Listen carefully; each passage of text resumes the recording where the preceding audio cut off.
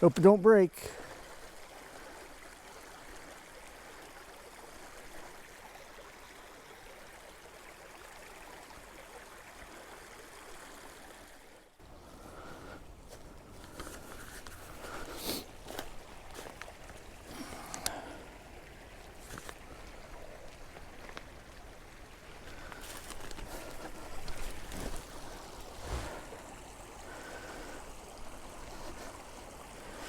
Keeping your balance is hard sometimes, even in retirement. As a kid, I couldn't help but find a log and want to cross it. Keeping the balance. Want to know how my balance is in retirement? Want to hear what I've been learning the past year?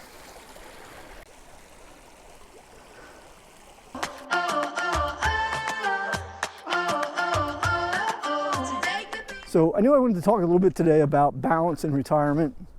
And so seeing that log and being able to cross that was kind of fun. I always found the corporate expression of work-life balance kind of annoying. This idea that life or living is something that you would trade off, right? I think it also discounted the idea that work can be fun, enjoyable. Right. Now, I was a child of the 80s. I get the whole idea of from The Shining that all work and no play makes Jack a dull boy, and a dangerous boy, I guess. But there had to be more to it. And so that got me thinking about, well, where did this phrase even come from, right? Where do we get this idea of work-life balance? And so on Google, you find anything and you get different answers there. And part of what I saw is if you go back to the 1800s, there was a guy named Robert Owen. He was a Welsh labor activist, and that was the first reference I saw to balance. And he talked about a balanced work day or a balanced day being 8 hours of sleep, 8 hours of work, and 8 hours of recreation. Now, at that point in time, that was kind of crazy talk. Right, because work days were often 12 to 16-hour days, and they were 6 days a week. But over time, that logic and that thinking changed to where we did get more reasonable hour days through various methods, whether it be union influence or just paternalistic leaders in industry, right? And so that was a big change. And somewhere along the line, though, it started creeping back or changing, right? And so a lot of references point to the late 70s, 80s, 90s, where the phrase work-life balance came in.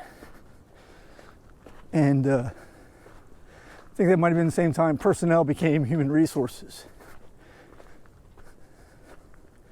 And so we have what we have today. In fact, some people have told me that it's no longer work-life balance, it's work-life integration. And I don't know, it kind of sounds like the Borg in a simulation to some degree. Though I also get it because, as I spoke about in the last video, there's this idea of really loving your work and getting your identity from it. So it's all tied together. And then my head jumps off over into sometime maybe we talk about George F. Johnson, one of the founders of EJ Shoes, and his philosophy on management employee behavior. I got to catch my breath here for a second. And then someone like Frederick Taylor, who was a management efficiency expert, and he had a very different philosophy in that perspective. But I kind of digressed there, or took a bunny trail, as I like to say. Let's get back to talking about what's different in retirement. Yeah, so changes in retirement. Digressions is one of those. I find myself going off on those bunny trails quite a bit. Shortly after retirement, I had been talking with my friend Carrie, who's a prolific reader, and asking her what she was reading, and it was a historic novel based in Italy in World War II, and talked about Mussolini. And I'm suddenly like, wait, I don't know much about Mussolini. I mean, I know he was a bad dude and he made the trains run on time. But other than that, I didn't know a lot about really how he came to power and how he fell out of power.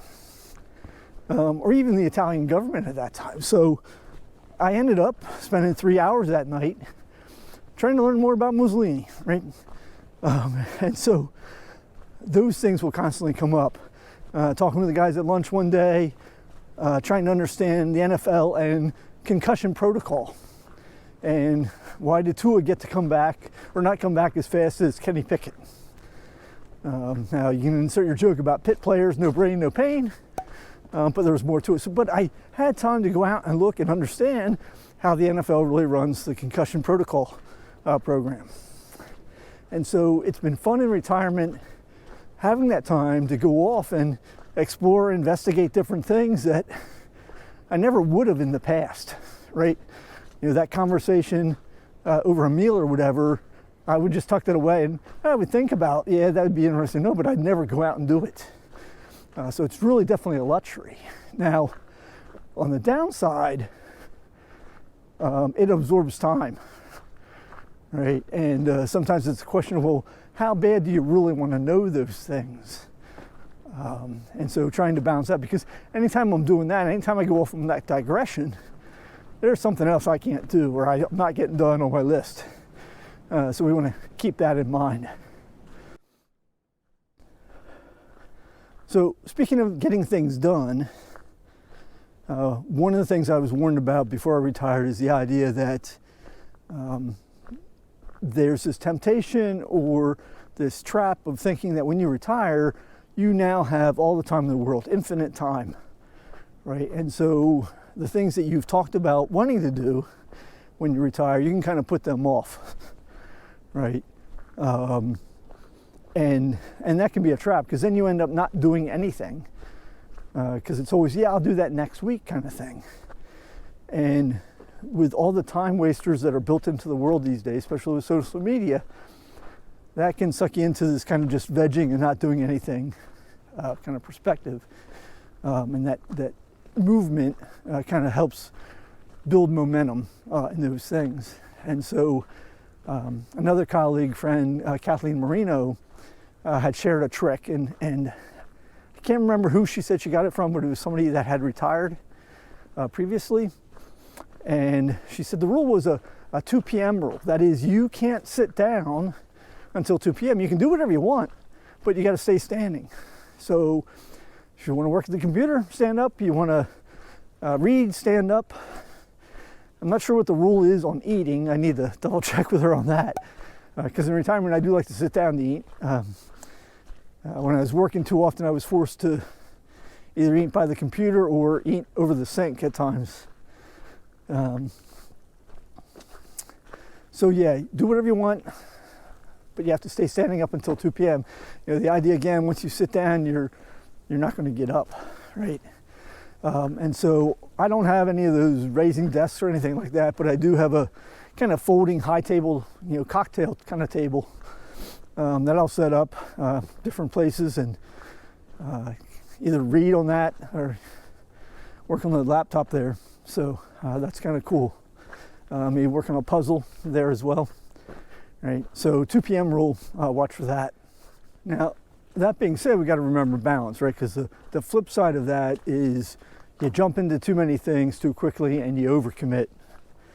And then that doesn't give you any flexibility to do other fun things that might pop up, right? And so that's something I've definitely kept in mind. Different people have warned me about that as well, right? There are a lot of volunteer organizations where their heart are volunteers, and the heart of their volunteers are people that have retired. So when you retire, you can kind of be viewed as fresh meat at times. And so different people wanting to you to help out at different places and so forth. So that's partly why the things I shared in the last video, I didn't jump into all of them at once. You know, I slowly added things into my mix, my calendar, trying to understand what the right balance in the mix was and what was really the time commitment, right? You know, the Endicott History and Heritage Center is interesting from that perspective. You know, why the docent duties are Saturdays 10 to 2, to help me be better there, I like to do a lot of reading and research on my own. And so there's a certain amount of time I'm doing that on the side, which adds into that mix, right? And so I hope to keep adding things in there.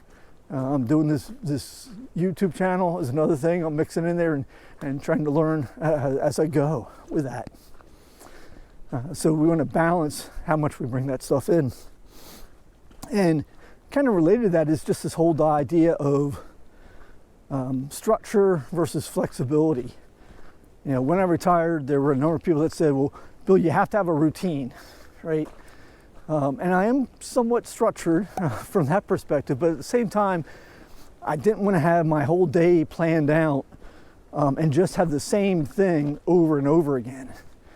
And so I've tried to build a system where I do have some of that structure, right? Even if it's little things like, you know, every day I wake up and then I'll have a little debate with myself, but at the end of the debate, I always fall on the side of making the bed, right? The debate's about, you know, do I make it or not? Because, you know, what's the point? It's something that we get done, right? Some of you may have read the book, Make Your Bed. Former Navy SEAL Admiral William McRaven, or you may have seen some of the video clips of him out there.